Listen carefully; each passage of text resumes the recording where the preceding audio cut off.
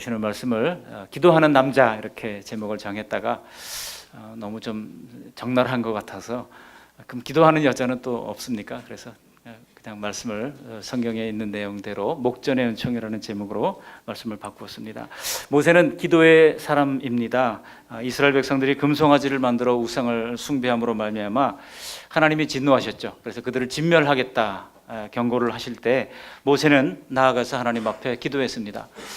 삼중적 기도를 드렸어요. 첫 번째 모세의 기도는 이제 뜻을 돌이켜달라, 그리고 주의 백성에게 화를 내리지 말아달라고 간절히 기도했습니다. 그리고 그의 두 번째 기도는 자신의 목숨을 걸고 이제 그들의 죄를 사해달라고 하는 기도가 그의 두 번째 기도였죠. 그리고 세 번째 기도가 오늘 본문에 나오는 주의 목전에 은총을 입게 해 주옵소서라는 기도였습니다. 오늘 본문에 자세히 보시면 내 앞에, 하나님 앞에라고 하는 것은 하나님의 목전에 그런 뜻 아니겠습니까? 그리고 목전에 또 은총, 이런 단어들이 계속 반복됩니다. 12절에 보면 너도 내 앞에 은총을 입었다. 13절 전반절에 보면 참으로 주의 목전에 은총을 입었사오면, 또 13절 하반절에도 보면 주의 목전에 은총을 입게 하시며, 16절에도 나와 주의 백성이 주의 목전에 은총 입은 줄을 무엇으로 알리까? 또 17절에도 보면 너는 내 목전에 은총을 입었다.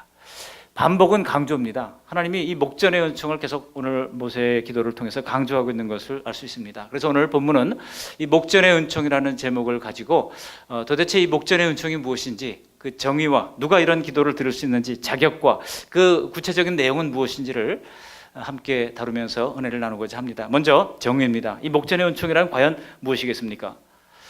하나님의 은총을 이야기할 때 우리는 일반 은총과 특별 은총으로 나누어서 이야기를 합니다. 일반 은총은 우리가 잘 아시죠? 믿는 자나 믿지 않는 자에게 동일하게 주시는 하나님의 은총입니다. 선인에게나 악인에게나 동일하게 해를 비추시고 비를 내려주시는 이 모든 것이 하나님의 일반 은총이라고 할 수 있습니다. 그래서 생활할 수 있도록 햇빛과 비를 주시고 또 곡물이 자라게 하시는 것, 이거 다 하나님의 일반 은총일 것입니다. 또 병들 때 보건의료 진료를 받을 수 있게 하는 것도 하나님의 일반 은총입니다. 교육의 기회를 우리 자녀들에게 제공해 주실 때 예수 믿는 사람들에게만 그런 은혜를 주시는 거 아니잖아요. 누구에게나 동일한 경쟁 속에서 교육을 받을 수 있도록 은혜를 베풀어 주시는 것입니다. 이런 것들이 일반 은총이라면 특별 은총이 있습니다. 특별 은총이라고 하는 것은 성경을 통해서 진리를 깨닫고 예수 그리스도를 믿음으로 구원을 받고 죄와 죽음의 권세에서 해방되는 것, 이거는 믿는 자들에게 주시는 배타적인 특별 은총이라 할 수 있는 것입니다. 모든 사람들에게 열려있지 않아요. 그래서 하나님이 우리에게 주시는 이 구속이라고 하는 것은 제한적 속죄라고 하는 것을 이미 칼빈 선생님이 말한 바가 있죠. 그래서 우리에게 주시는 이 모든 구원이 누구에게나 동일하게 주어져 있지 않아요. 우리가 아무리 전도를 열심히 해도 하나님이 구원받은 백성들을 전도에 밀어내는 것을 통해서 구원하는 것이지, 이제 우리가 열심히 전도하는데 안 믿어요, 도무지 안 믿어요, 그러면 불택자구나 이렇게 생각할 수밖에 없는 것입니다. 그러니까 하나님은 이 특별 은총을 통해서 그들을 구원으로 부르신다고 하는 것입니다. 사실 백성들은 지금까지 자신들이 구원을 위하여 행하신 하나님의 놀라운 일들을 눈으로 목격하면서 왔습니다. 그야말로 목전의 은총을 경험하면서 왔어요. 출애굽할 때 그죠?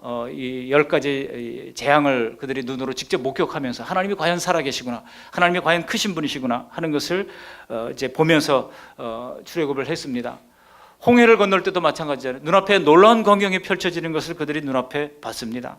뿐만 아니라 이제 이 광야를 지나올 때도 낮에는 구름 기둥, 밤에는 불 기둥으로 그들을 보호하시고 인도하셨습니다. 전부 다 눈에 가시적으로 볼 수 있는 기적적인 방법으로 하나님께서 그들을 인도해 주셨던 것입니다. 또 시내산에서 하나님께서 그들에게 언약을 베푸시고 또 십계명을 베푸셨고 그 돌에 분명히 십계명을 새겨서 보여주시는 그 목전의 은총을 체험하게 됐다는 겁니다. 놀라운 것은 우리가 눈으로 보면 다 믿을 것 같죠? 여러분, 그렇게 눈으로 목전의 은총을 수많은 경험들을 했음에도 불구하고 이 사람들은 어떻게 했습니까? 우상 숭배를 하게 됐다는 겁니다. 모세가 시내산에 올라간 지 40일 정도 된 다음에 내려왔잖아요. 모세가 이제나 저제나 내려올까 고대하고 기대하다가 이제 지도자가 없어진 것이라고 생각을 하고 그들이 낙담을 합니다. 그리고 마음에 불안감이 스며들어옵니다. 그러니까 그들이 애굽에서 가지고 나왔던 모든 금부치, 은부치를 다 모아가지고 불에 던져서 녹여서 부어서 황금 송아지 우상을 만들고 거기에 숭배를 하는 이제 또 다른 가시적인 목전의 우상 숭배를 하게 된 겁니다. 이 우상 숭배로 말미암아 하나님이 모세에게 선언하신 것이 뭐예요? 첫 번째가 바로 그들과 다시는 동행하지 않겠다. 하나님의 동행 거부입니다. 조상들과 맺으신 맹세 때문에 하나님께서 약속대로 그들을 가나안 땅으로 인도하기는 하겠지만은 그들과 내가 동행하지 않겠다라고 하는 이제 임마누엘이 아니라 그야말로 임마누엘에 정반대되는 거죠. 그들과 도저히 동행할 수 없다. 그거를 하나님께서 말씀하신 겁니다. 그때 모세가 하나님 앞에 기도하는 겁니다. 이때부터 모세는 여호와의 목전에 은총을 입게 해달라고 기도하기 시작한 것입니다. 결코 자신의 의로움이나 결코 자신의 공로를 내세우면서 기도한 게 아니에요. 은총을 입게 해주십시오. 전적으로 하나님의 은총에 호소하는 기도를 드린 것입니다. 더 나아가서 모세가 어떻게 기도합니까? 우리 15절 말씀 같이 한번 읽어보실까요? 오늘 본문 15절 말씀 함께 읽습니다. 모세가 여호와께 아뢰되 주께서 친히 가지 아니하시려거든 우리를 이곳에서 올려보내지 마옵소서. 지금 이곳에서 올려보내는 것, 가나안 땅으로 올려보내는 것, 하나님께서 하나님이 보낸 이 종들을 통해서 올려보내시긴 하시겠지만 함께하지 않겠다고 그러니까 주께서 친히 가지 아니하시려거든 우리를 올려보내지 마옵소서라고 기도합니다. 그는 지금 하나님이 친히 동행하여 올라가지 않으신다면 차라리 이곳에서 올려보내지 마십시오. 그런 기도를 지금 시내산 밑에서 드리고 있는 것입니다. 무슨 뜻입니까? 하나님이 동행해 주지 않는다면 가나안 땅에 들어가지 않겠다는 그런 이제 기도인 것입니다. 왜냐하면 하나님 없이 젖과 꿀이 흐르는 가나안 땅에 들어간들 그게 무슨 의미가 있겠냐는 겁니다. 차라리 광야에서 죽는 것이 더 낫다는 겁니다. 그 땅이 아무리 젖과 꿀이 흐르는 약속의 땅이라 하더라도 하나님이 천사를 보내서 가나안 원주민들을 몰아내고 그 땅을 차지하게 한다고 하더라도 만약 하나님이 함께하지 않으신다면 그것은 저주지, 그것은 은혜가 아니라고 하는 거예요. 놀라운 신앙 고백이라 할 수 있습니다. 모세는 진정 은혜가 무엇인지를 아는 사람입니다. 사람들은 자기 혼자 편하게 사는 것을 은혜라고 생각합니다만, 좋은 환경에서 많은 것을 누리며 사는 것을 은혜라고 생각합니다만, 여기 모세는 그런 것을 은혜라고 여기지 않았습니다.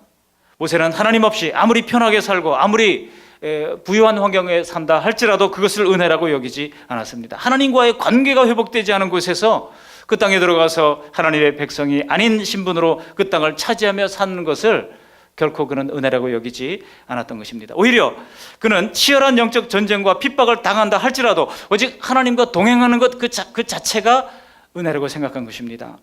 하나님 없는 성공은 진짜 성공이 아닙니다.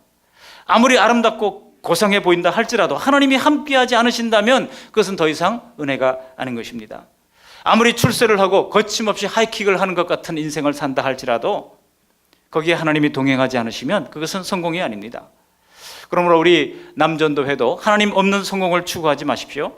하나님 없는 넓은 길을 추구하지 마십시오. 아무리 출세가 보장되고 성공이 보장된 길이라 할지라도 거기에 하나님이 없다면 그것은 인생의 성공이 아닌 것입니다. 그러므로 우리 역시 모세처럼 나로 주의 목전에 은총을 입게 해 주십시오 라고 기도해야 할 것입니다. 그것도 그냥 은총이 아니잖아요. 주의 목전의 은총이라고 말씀하고 있습니다. 여기 목전의 은총을 기도하는 자는, 여러분, 기도는 크게 두 가지로 얘기할 수가 있는데요. 이제 은밀히 기도해서 응답받는 기쁨이 있어요. 저도 제가 청년 시절에 섬기는 교회가 이제 갈등에 휩싸여 가지고요. 어떤 장로님이 한 분이 목사님을 이제 마음에 안 든다고 이렇게 보내려고 했어요. 그리고 청년들의 마음을 다 움직여 가지고 자기 편으로 삼아서 전체가 나가서 한 80%가 나가서 교회를 다시 개척하면 그 목사님 가지 않겠냐 그래가지고 막 설득하는 겁니다. 근데 그거는 저는 아무리 생각해도 그거는 하나님께 예배하는 자세가 아니에요.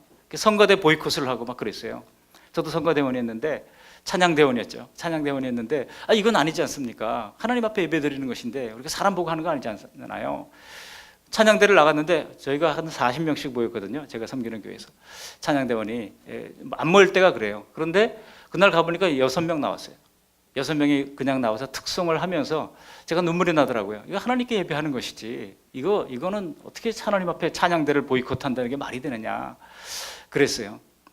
근데 이제 그때 참 아픔과 고통이 있었던 그런 순간이었습니다만, 여러분, 하나님 없이 이 성공하는 것, 하나님 없이 인간이 계획으로 만들려고 하는 것 다 그 부질없는 짓이고, 그것이 다 이제 아무런 소용이 없게 되는 것입니다. 결과적으로 말씀드리면 이제 아무튼 그 교회가 나중에 평온을 되찾게 됐고요. 열심히 있는 그런 이제 믿음에 헌신된 사람들로 말미암아 또 견고히 서게 되는 것을 봤습니다. 사람이 흔들 수가 없는 거죠. 왜? 하나님의 교회는 우리 주님이 피로 이제 값주고 사신 교회이기 때문에 사람들은 움직이고 하다 할지라도 하나님의 교회는 견고히 서는 것입니다.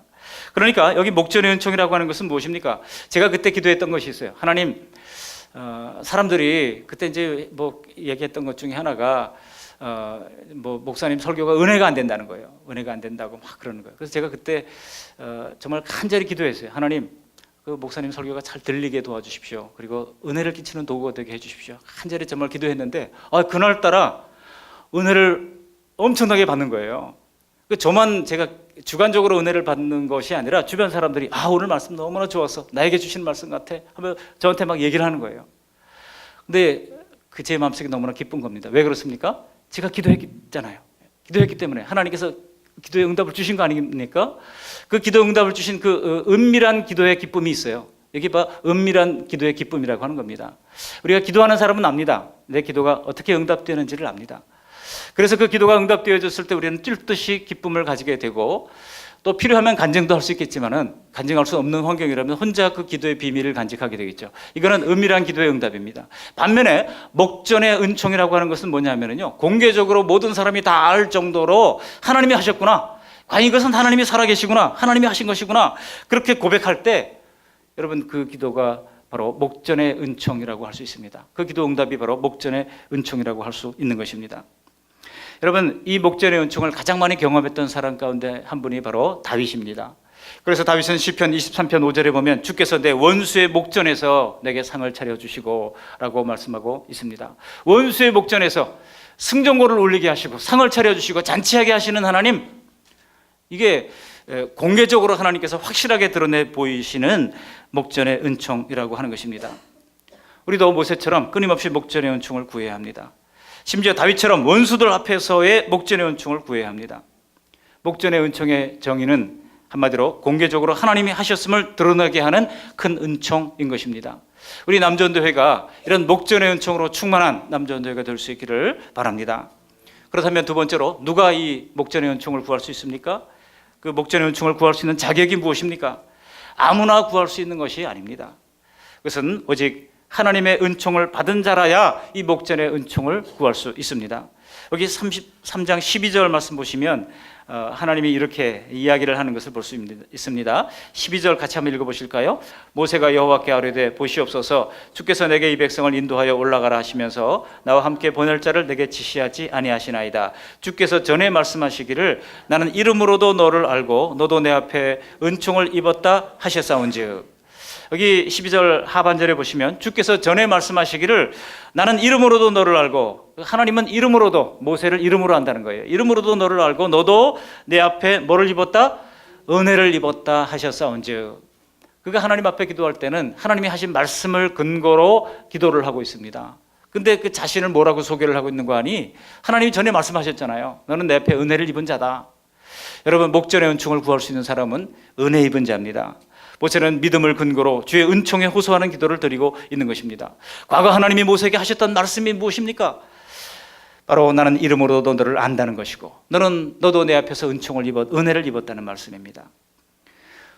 또 앞으로 넘어가서 11절을 보시면요, 우리가 읽지는 않았습니다만 11절을 보시면 하나님이 자기 친구와 이야기함 같이 모세와 친구처럼 대면해서 말씀하셨습니다.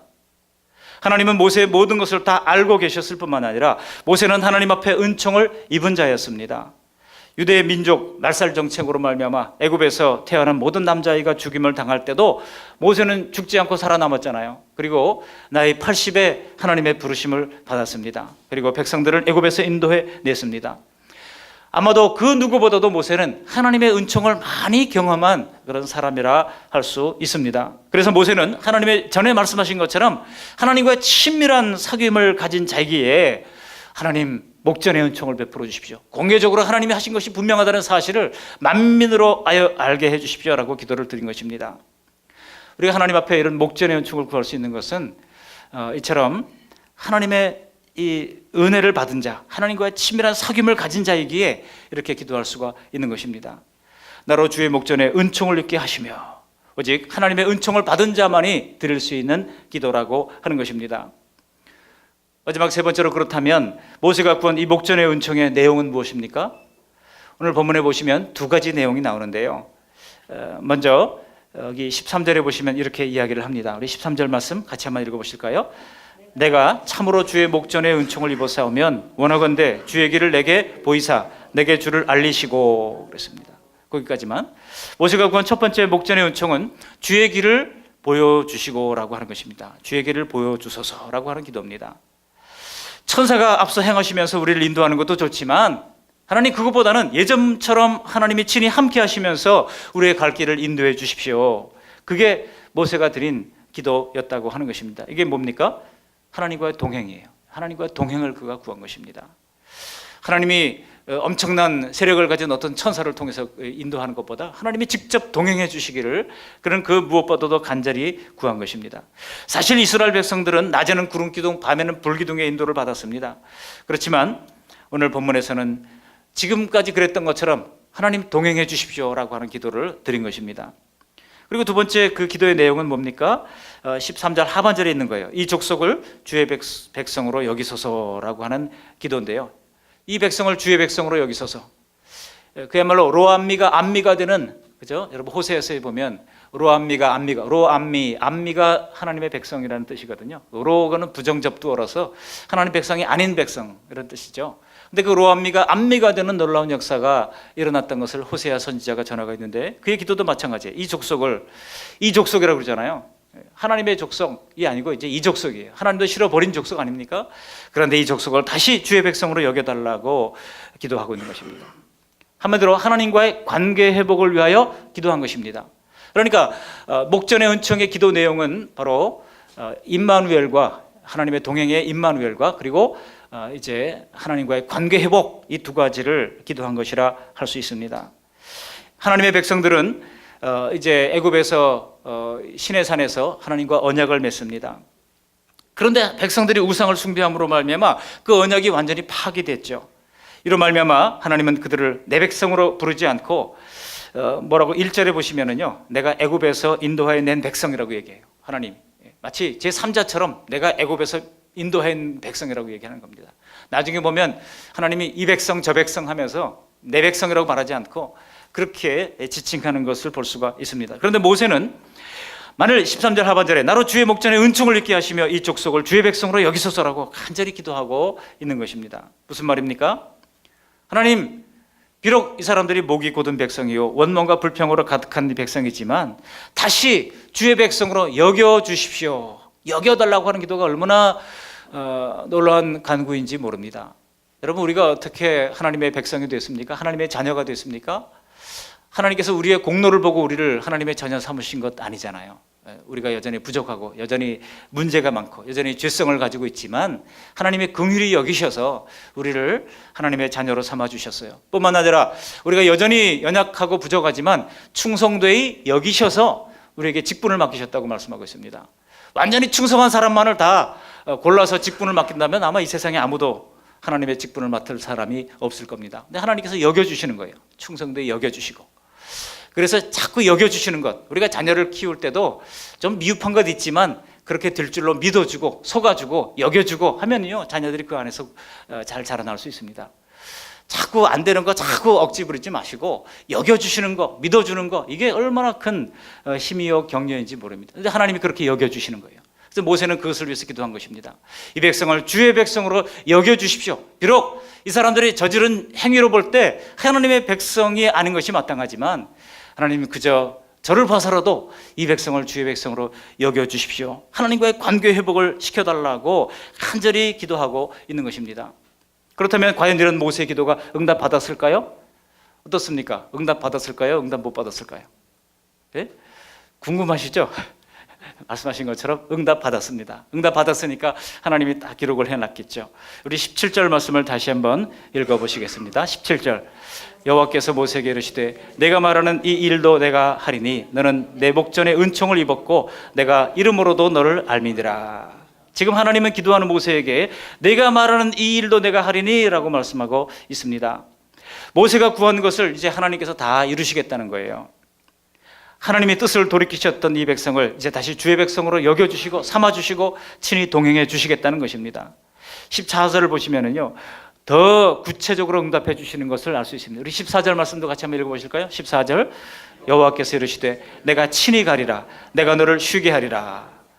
여기 내가 친히 가리라, 하나님께서 다시 임마누엘로 동행해 주시겠다 약속을 한 거예요. 눈에 보이는 뭐 큰 어떤 하나님의 은사를 주시거나 하나님의 어떤 재물을 주시거나 그게 아니에요. 명예를 주시는 그것도 아닙니다. 하나님이 친히 함께 가는 것, 그것을 위해서 기도했는데 하나님께서 내가 친히 가리라. 근데 그 14절 하반절이 참 의미가 있어요. 하나님께서 모세에게 뭐라고 그래요? 내가 너를 쉬게 하리라. 무슨 뜻일까요? 모세는 지금까지 쉬지 않고 기도를 드렸던 겁니다. 모세는 하나님이 응답하실 때까지, 누가복음 18장 1절에 보면 우리 예수님도 항상 기도하고 낭망치 말 것을 말씀했는데 항상 기도할 것을 말씀하셨잖아요. 모세가 그런 기도를 드린 거예요. 쉬지 않고 백성을 위해서 기도한 겁니다. 근데 하나님께서 그 모세의 끈질긴 기도를 보면서 이제 쉬어라 얘기해요. 무슨 얘기입니까? 내가 응답하겠다. 알았다. 내가 응답할 테니 이제 그만 쉬어라. 주님께서 모세에게 약속을 확인해 주시는 말씀이 내가 너를 쉬게 하리라. 얼마나 은혜가 되는지 말씀인지 몰라요. 여러분, 우리가 하나님 앞에 기도할 때 끈질기게 간구하시기 바랍니다. 주님이 응답하실 때까지 결심하고 작정하시고 기도하시기 바랍니다. 그럴 때 하나님이 어느 순간 다 됐다, 내가 친히 가리라, 내가 이제 그만 쉬어라, 주님께서 말씀하시는 순간이 있을 겁니다. 그런 응답의 짜릿한 신앙의 기쁨과 감격을 누리면서 신앙생활하는 우리 모두가 되시기를 바랍니다.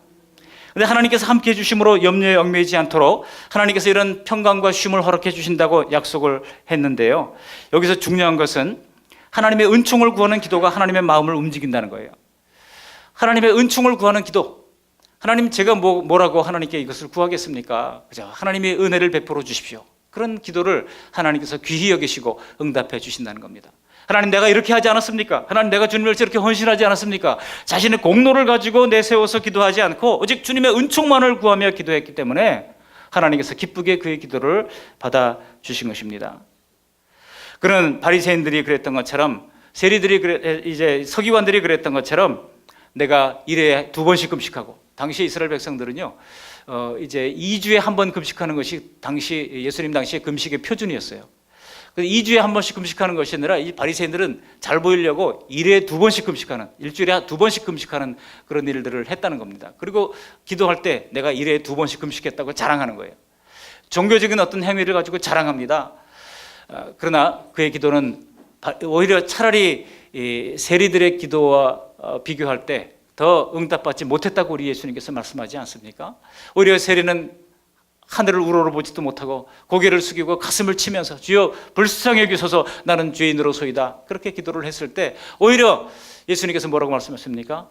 이 세리가 오히려 저 사람보다 더 의롭다 여김을 받았다고 말씀하고 있는 것입니다. 우리가 하나님 앞에 기도할 때는 우리의 공로나 우리 업적을 가지고 우리를 내세우는 기도를 드려서는 하나님의 마음을 움직일 수가 없습니다.